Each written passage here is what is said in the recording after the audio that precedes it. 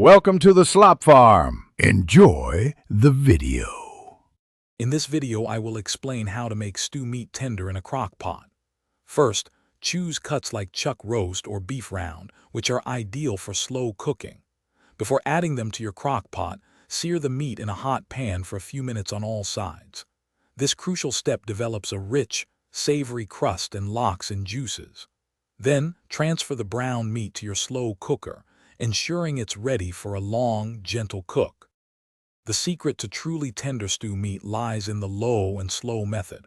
Set your crock pot to the low setting, allowing the meat to cook for 6 to 8 hours. This extended, gentle heat gradually breaks down the collagen and connective tissues, transforming tough fibers into succulent, melt-in-your-mouth tenderness.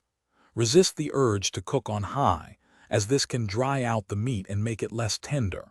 Patience is key here.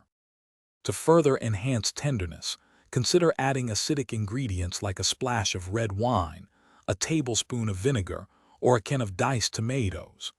These acids help to break down muscle fibers even more effectively. Make sure your stew meat is partially submerged in liquid, whether it's broth, water, or a combination. As vegetables cook, they also release their own moisture, creating a flavorful and tenderizing environment for your meat.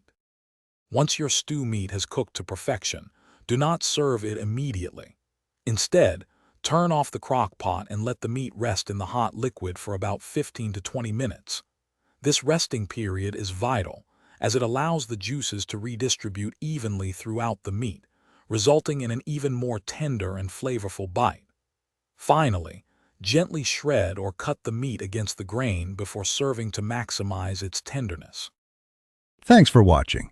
Consider subscribing if we helped you today.